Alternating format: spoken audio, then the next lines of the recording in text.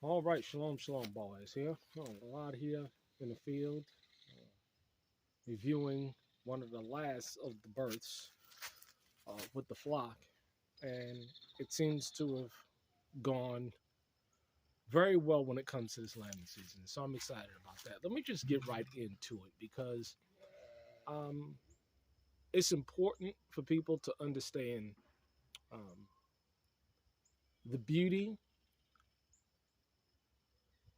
the gift, and the sacrifice of coming out of the cities and living a more set apart or a set apart um, self-sustainable life, because you can't live a set apart life in the city. I mean, it's just not possible. There's a lot of self-deception out of it. There's a lot of false dichotomies as to what it means to be set apart, what it means to move, and this lack of knowledge is causing destruction in people's lives, financial destruction, emotional and psychological destruction, uh, and and this is something that is a serious problem um, in a time now that we're living in. And what I'm noticing is that people today, um, they're getting the idea in their minds that they should come out of her. They should come out and live a more set apart life. They see the calamities of what's going on in this world. They see the prices of food and everything going up. They're seeing everything that we have been doing this for a number of years, have seen for a very long time. And so uh, it's important that we do act on it, but we have to act on these feelings and these instructions very wisely. And the challenge that we're having today is that people are just doing something without doing their own due diligence and independent research to find out um, how they should be going about doing it, specifically when it comes to land, when it comes to what you should do when you move out.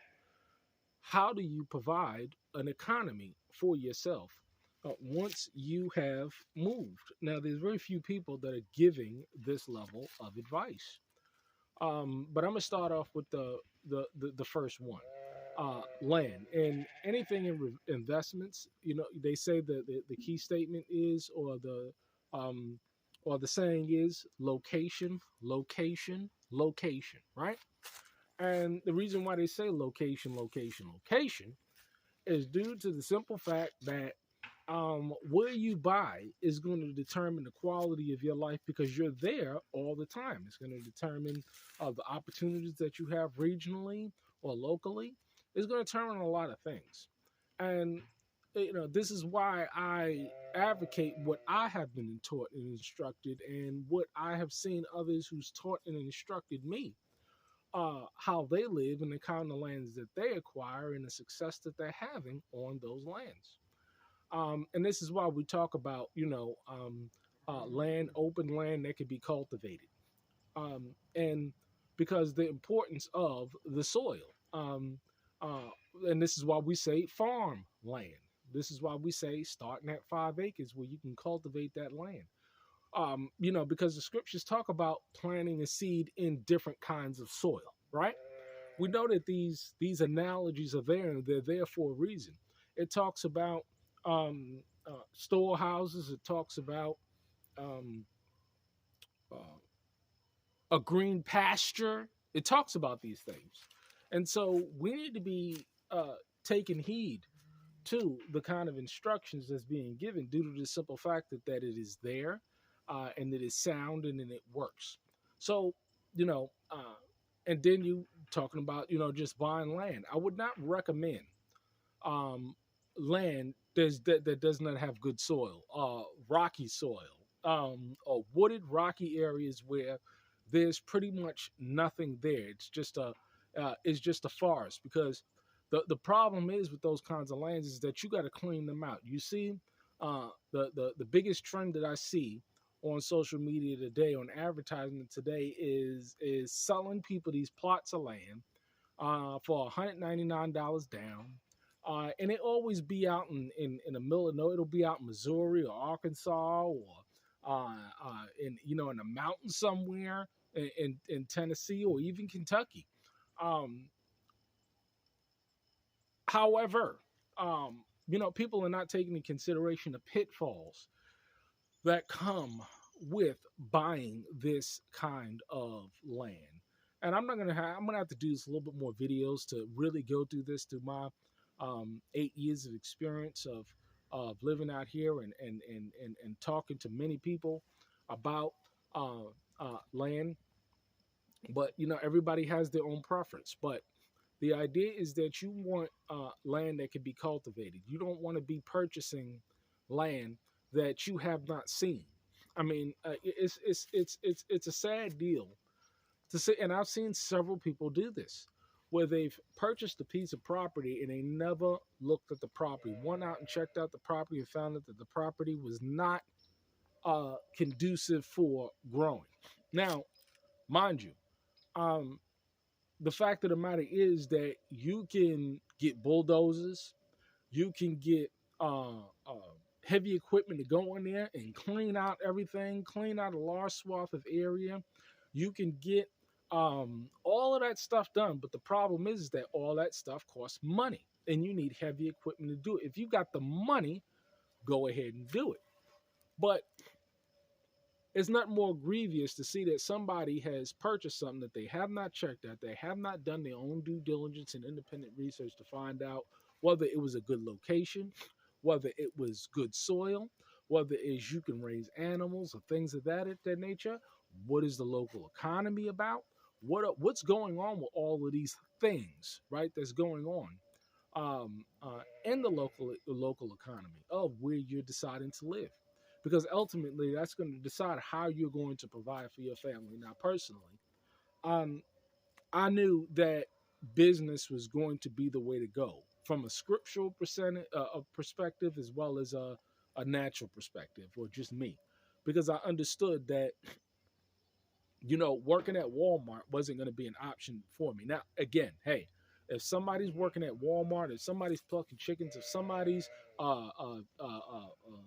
changing bedpans or something like that, hey, that's what you do.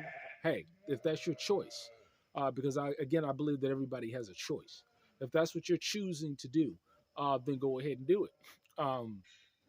But me personally, that was not an option for me due to the nature of how I wanted to live and how I saw the scriptures discussing what it means to be, someone that lived set apart. I was reading the book of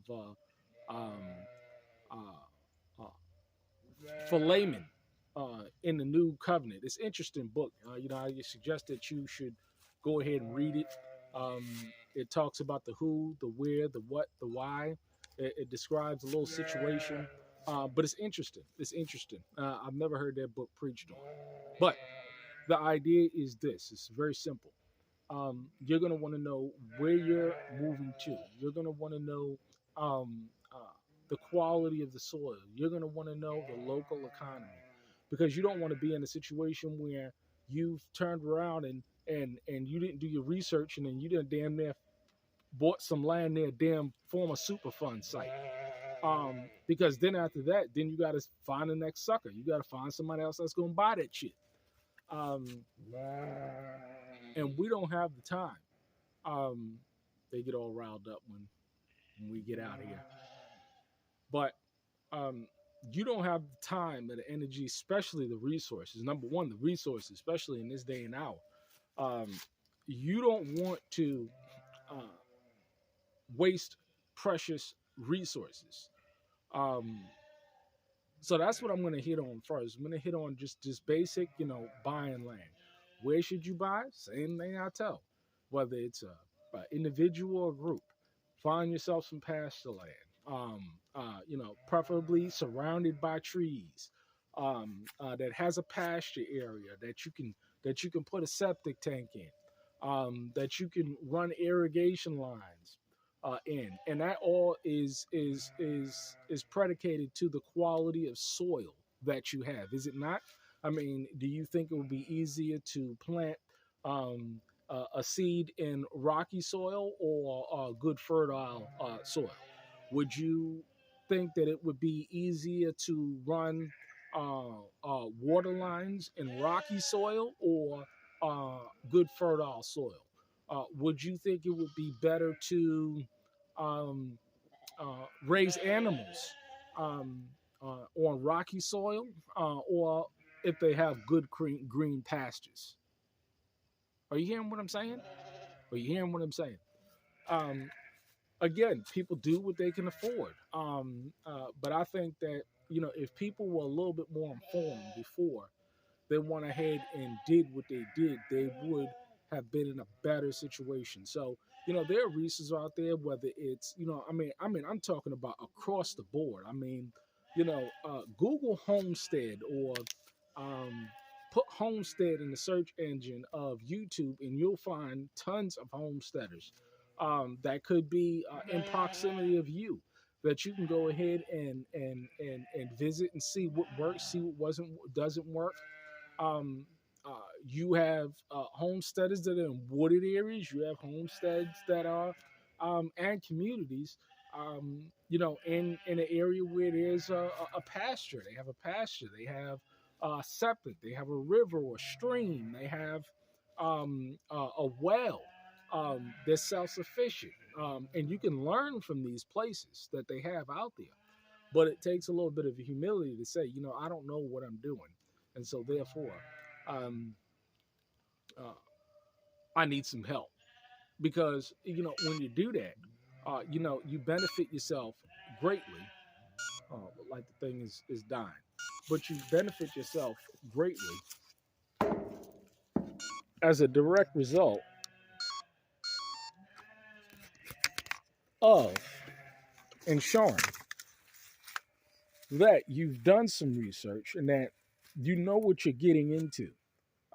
So I'll leave it at that. First part of this series is going to be definitely land, where you should buy, uh, um, what needs to be done on it, and of course, get some counsel. Get around some people that has done what you're doing, so that you don't make the same mistakes or big mistakes that can cost you big time. All right, shalom.